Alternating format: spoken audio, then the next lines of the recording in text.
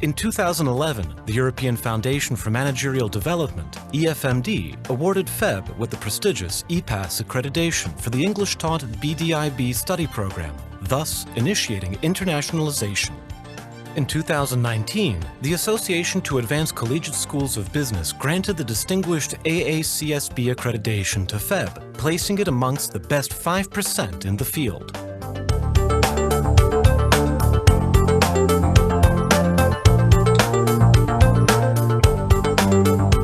More than 76,000 undergraduate students, 1,700 university and professional specialists, 4,000 graduate students, and over 800 doctoral students have successfully completed their degrees at FEB. This is a total of over 84,000 students whose knowledge and enthusiasm have built into FEB's present and future.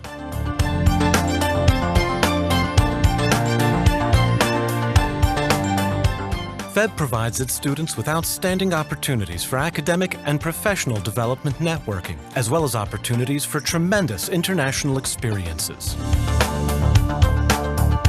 Over 250 of FEB's faculty members and 84,000 students constitute the most prominent research and teaching power and the key for economics profession development in the region. FEB's professors and researchers are eminent editors and authors of the world's most prestigious journals and conferences, thus elevating FEB's global academic relevance. The key strength of FEB's faculty is also its capability for dissemination of academic insights into applicable solutions that are crucial for thriving strategic development of regional organizations. Finally, FEB's faculty relevance has been recognized globally while expanding its impact through visiting lectures and research activities of FEB faculty in numerous prominent universities, institutes, and global research consortia.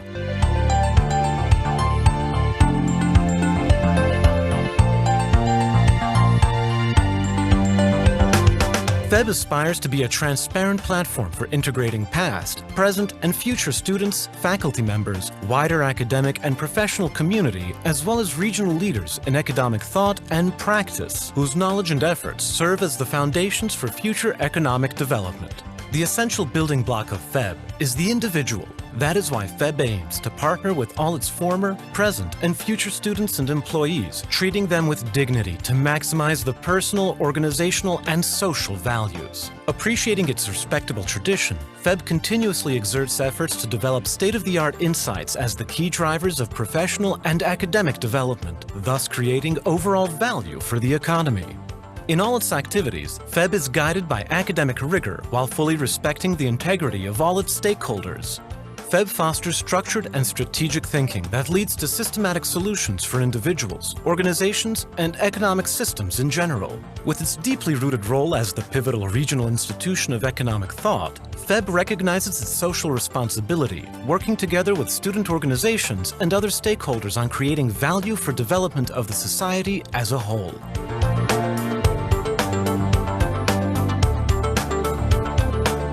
FEB continues its journey rooted in the vital foundations built by the generations of remarkable students and employees. As a platform for integrating people and organizations, FEB focuses on knowledge creation, dissemination, and implementation, thus reinforcing its role of the key institution for further development of economic thought and practice.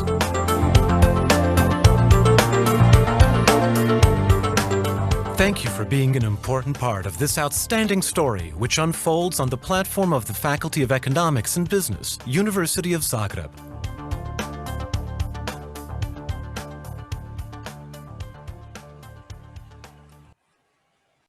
Ladies and gentlemen, distinguished guests, dear friends and colleagues, good morning.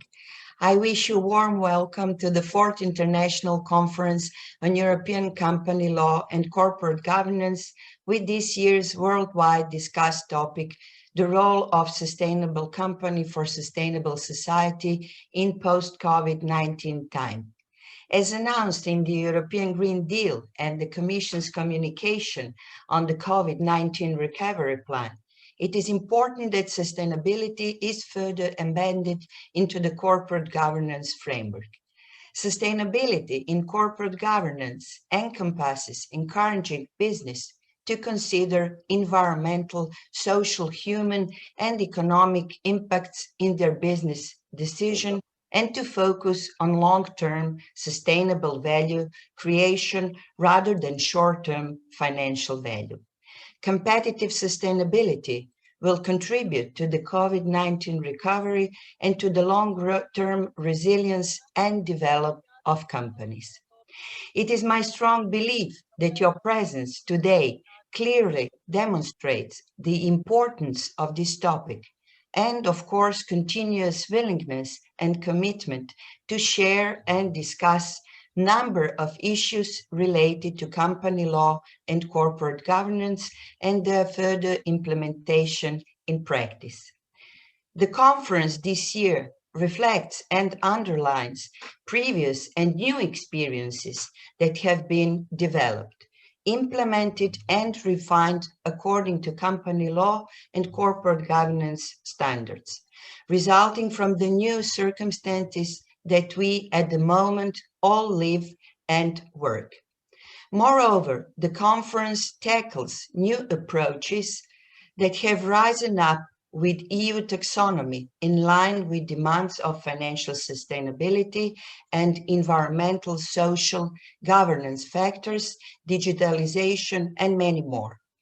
We are witnessing shift to a new paradigm, a new definition of a corporate purpose to achieve sustainable company and move to sustainable society. From the legal, economic, financial perspective, there are many new elements we have to consider. The debate between perils of shareholderism and stakeholderism are going on and on a daily basis, I would say. It is for sure the start of new era.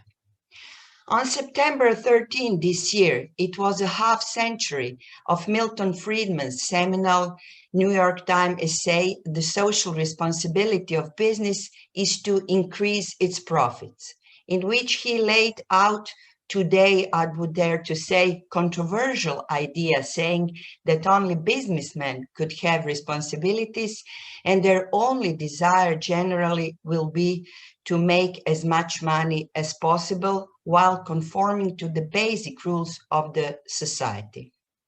We have made from that time a huge progress to make possible debates of balancing interests of stakeholders with the interests of shareholders in order to achieve corporate social responsibility and sustainability in a way that probably makes late Mr. Friedman turning in his grave. The truth is always somewhere in between. Corporate governance is subject of permanent harmonization, fine-tuning, very dynamic, and what must be borne in mind, important for the whole society. This conference is a result of the preparation in which all of you have participated, and I would like to thank you. I hope discussion over the next 2 days will take us further in understanding the need for taking a turn towards sustainable company for sustainable society in post-COVID-19 times. On this occasion, I would like to express special gratitude to my home institution, Faculty of Economics and Business, University of Zagreb, celebrating today 100 years. Our official sponsor, PricewaterhouseCoopers, for supporting and recognizing the importance of this conference, European Law Institute as scientific sponsor, and Croatian Bar Association for their support. And last but not least, gratitude to Faculty of Organizations and Informatics, especially Mr. Matthias Schein for their technical support, and my co-workers and dear colleagues, Dr. Zvonimir Šafranko and Dr. Christian Poljanec, for their hard work and precious help in organization of this conference.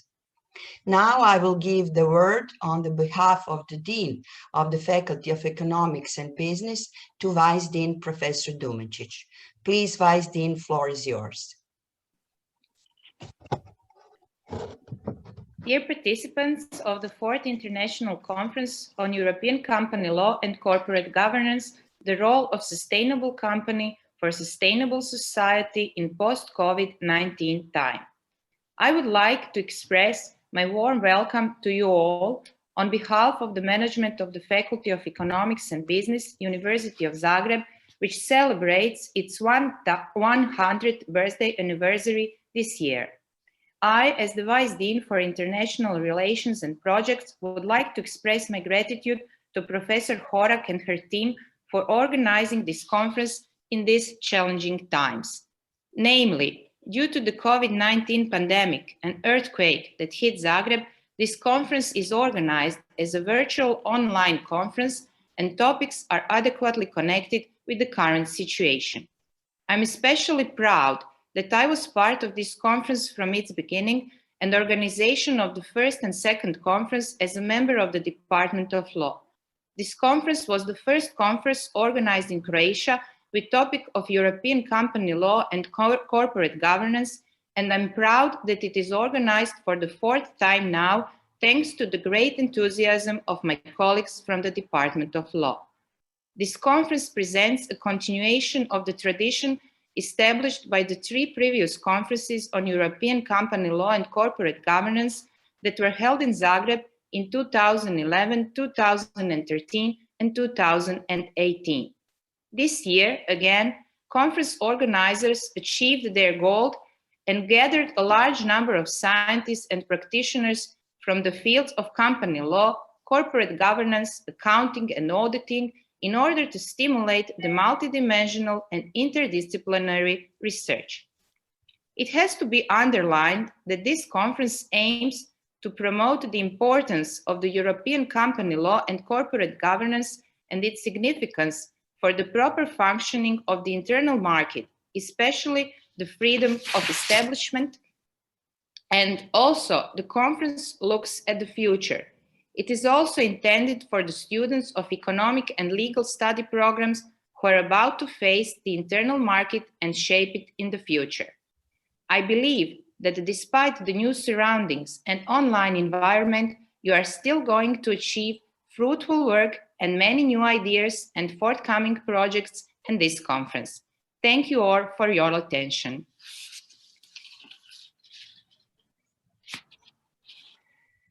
Thank you, Vice Dean, for your kind words. Now I will give the word to our official sponsor, PricewaterhouseCoopers, Mr. John Gasparets, who is Country Managing Partner, Territory Assurance Leader at PricewaterhouseCoopers. Please, John, floor is yours. Thank you. Thank you. Good morning, everybody. A pleasure to be part of this virtual conference. I hope you're all doing well. And again, I want to also wish a warm welcome to everybody to this fourth International Conference on European Company Law and Corporate Governance and the role of a sustainable company for sustainable society post-COVID. I've got a few minutes to speak, so I wanted to share some thoughts from PwC's perspective on this. We have a few things to say. And for me, you know, we all have a role in sustainability, be it positive or negative, it's up to us. I find it apt that this is the underlying theme, sustainability, both from the perspective of corporate and their impact on society as a whole. We are living in a world of rapid change. The global reaction to COVID and the changes made to all of our lives since is evidence of this. And for us, you know, the key to sustainability is transformation, and we've been on a transformation journey ourselves. Our experience thus far and what we've done, I'll just briefly summarize. We've begun and are now effectively performing audits remotely and digitally. We are, through the digital flow information, continuing to build trust with our clients. We're solving important problems in doing this. We've invested in technology a long time ago, and it's helped us through these times. We've transferred work remotely. We have remote centers, competency centers, and service delivery centers that help us in this. And we are continuously upskilling our people to create digital accelerators. These are people that will help lead our innovation into the future. We consider this doing business 21st century style. However, this is just enough to get us through what we're going through today. And when we talk about sustainability and sustainable corporates going forward and post-COVID, and even during COVID, where some acceleration occurred in the digital agenda, there's other things to consider. In terms of, our clients, they've adjusted. They've moved to the new normal, also remotely working, accepting the digital platforms that are out there, exchanging data in this way. And of course, there's video calls and meetings as we have right now.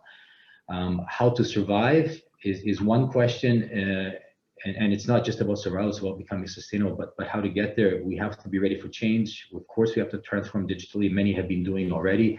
Many will, we're all at different points in time, at different points on this scale. And having an ESG, so an environmental, social, governance mindset, and having people willing to follow this. Treating our employees fairly is very important, with open communication, with trust, and building good relationships. Because in the end, it's really all about people. So in terms of our ESG journey and our way, we have not fired people despite COVID and some of the consequences of it on our business. We maintain a sustainable structure for the time being. We've taken care not to lose talent that we'd like to keep. We're looking at things long term. It's a sustainable way of doing things, and I agree it's easier said than done. But okay, PwC is an organization that's been around for quite a while, so we've learned a few lessons along the way. We are talking now about becoming trusted ESG advisors and transformation advisors with a three-pronged focus on strategy, transformation, and reporting. And so, to do this, we have to obviously perform a broad internal upskilling of our people to enable our teams to deliver impactful proposals and projects. We are establishing ESG communities across territories, lines of service, and industries, and we're trying to live the ESG mindset in our own teams. But to undertake ESG transformation, companies will have to develop strategies that address climate change, sustainable value chains, responsible investment, and sustainable finance. Other thoughts here are the office of the future. We have seen here recently and across the globe in our network that working from home is one thing, and the idea of the office has become something different. The office is not necessarily where you go to work every day. Office is where teams meet, not necessarily a place where individuals come to work. They can work anywhere now. It's been proven, and we're living it daily. And so this is another thought in terms of sustainability thing companies need to think about, and we all need to think about. Corporate governance will play a huge role in this. It's got a significant role, and making decisions with a focus on environment, social governance will be necessary. Otherwise, there'll be huge gaps to fill later on. In terms of the workforce, we've talked about the workplace, the workforce of the future. It is about people. The current environment requires flexibility, new ways of working. Technology continues to drive how and where people work, and making upskilling, it makes upskilling more than a business differentiator, it's a necessity. We had performed recently a workforce study on the workforce of the future, surveying over 10,000 people, and some results are quite interesting or insightful. About 37% of people are worried about automation putting jobs at risk. 74% are ready to learn new skills or retrain to remain employable in the future. 60% think few people will have stable long-term employment in the future, and 73% think technology can never replace the human mind. So we have some varying thoughts there. We're living, through a very fundamental transformation in the way you work. Automation and thinking machines are replacing human tasks and changing the skills that organizations are looking for in their people. But we have to understand what the future looks like, which is very difficult. It's not a time to sit back and wait for events to unfold. We have to prepare for the future, and we have to understand it. Some of the common challenges when upskilling a workforce are, providing employees with the skills necessary to compete. It's engaging disaffected, disengaged employee culture. It's motivating the workforce while transforming, and it's managing disruption to industry and business. Our message on that is you have to act now. It's not a time to wait. Change is already happening, and it's accelerating. In terms of all this, another part of our survey, we've come up with some facts and figures as well, that 40% of companies want to accelerate ways of working in today's environment. 133 million new jobs will require upskilling by 2022. 79% of CEOs are concerned about the availability of key skills. And 68% of CFOs say that crisis-driven transitions to remote work will boost long-term efficiency. So this is one of these crises. Upskilling our business, clients, and communities means providing people with the knowledge, skills, and tools they need to adapt to the digital future. Now, behind all this, I would like to have a step back and just say, you know, we see, when we've talked about this for a couple of years at PwC, there's 5 megatrends out there that are impacting the world and impacting what's happening today and creating this need for a new sustainable approach to business. It's accelerating urbanization, it's climate change and resource scarcity, demographic shifts, shifts in economic power, and technological breakthroughs. And perhaps most importantly is that these trends are interrelated and they're moving at a rapid speed. In essence, they're creating an overall super mega trend that we refer to as a rapidly moving and changing world. And while these trends are not new, there's plenty of runway and opportunities and threats that remain from these trends. The mega trends actually represent society, and that's the biggest point about these mega trends. We've seen in recent history, cybercrimes exponentially increasing. It's not random, but companies are coming to terms with this reality, some more so than others. Whether it's played out for them on the cover of the Wall Street Journal or being quietly assessed behind closed doors, they're assessing if they've already been hacked. We also see this playing out geopolitically with nation-state cyber threats. We've had increased conflicts globally. Again, not a random thing. We've also had 195 countries approve a landmark climate accord that will, for the first time, commit nearly every country to lowering planet warming greenhouse gas emissions to help stave off the most drastic effects of climate change. Again, not random. Why do I say not random? It's because in our world and the world we operate in, it's being affected by these 5 global megatrends that are changing the world. The companies and regions of the world, NGOs, are reacting to them every day. And it is how each of these parties respond to the megatrends going forward that will determine success or failure. So said differently, success or failure will not be random. Now, things happen that we don't expect, but we can and need to plan for them. Planning for risk scenarios, while important, is only half the equation. Planning to take advantage of the opportunities presented by the global megatrends is critical for any company, and not doing so would be a failure of imagination. The future is not permanent, and as leaders, we have to think ahead. These megatrends provide us all with the opportunity to do just that and make a difference and change the game. It's up to us to grab it. It's no longer a question if, but just when. What's causing these megatrends? There's a force at play. That force is society's rising expectations of business and government. What's driving the expectations of those 3 primary drivers is that society needs more, society knows more, and society can do more. So how companies respond to such factors will drive their success and ability to remain relevant. And that's why I said success or failure will not be random. There's just a few factors to consider. Obviously, I've mentioned governance as being important, and companies will face restrictions on the materials they use, and they need to establish governance around sustainability to manage risk and ensure compliance, ensure that compliance is growing. They will have to develop codes of conduct and policies and procedures that meet stakeholders' expectations, these new expectations. They have to win employee buy-in to their sustainable strategy, and they have to manage risk and regulatory compliance. There is this net zero commitment that's being talked about that's due to climate change, extremely important as well.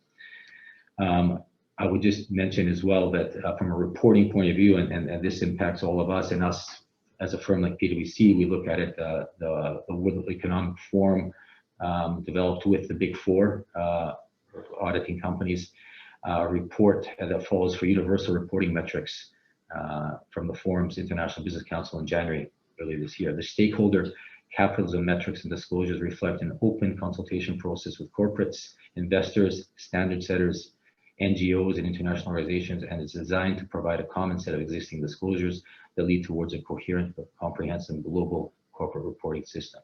So this benchmarking sustainable business performance is now easier with a universal set of stakeholder capitalism metrics, including environmental, social, and governance indicators and disclosures for financial markets, investors, and society.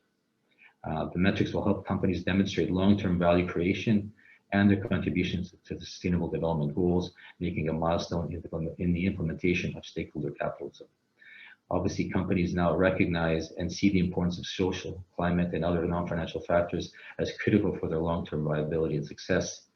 Approximately 86% of executives surveyed by the forum agreed that reporting on a set of universal ESG disclosures is important and would be useful for financial markets and the economy. I will also mention just the technologies of the fourth industrial revolution, being things such as artificial intelligence, blockchain, and the Internet of Things, are rapidly becoming mainstream, enabling transformation of entire systems and networks. Widespread change can be seen across companies, industries, countries, and society as a whole. These profound shifts touching nearly every sector, from incumbents being disrupted to entirely new fourth industrial revolution enabled business models, are creating new markets at an expedited speed and scale. For all the potential that these technologies offer, however, this could also put greater stress on the earth, its resources, and on our society. We should ensure, therefore, that these technologies are harnessed in the right way to fulfill the potential to revolutionize our world, transform the lives of people, and unlock new pathways to prosperity, fast-tracking sustainable development globally. In conclusion, I presented some of the factors that we believe are necessary to address to be able to play a role as a sustainable company within a sustainable society post-COVID. It is clear that the path forward may be complex, but more important is our reaction to the challenges and opportunities. Again, our success or relevance will not be random. It's a choice for us to make. The real question I pose is the organization prepared to make this choice? Its future survival may depend on it. Thank you.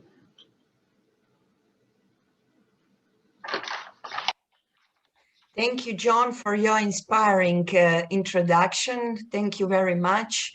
I just caught a few words that you said, specifically ESG, that ESG factor should be a new mindset that we all have to now adopt. And it is important how companies respond to all requirements. I do hope really that our conference will give us some answers to these statements or to these questions, and give us maybe also some solutions and a path to move forward. Thank you very much, John.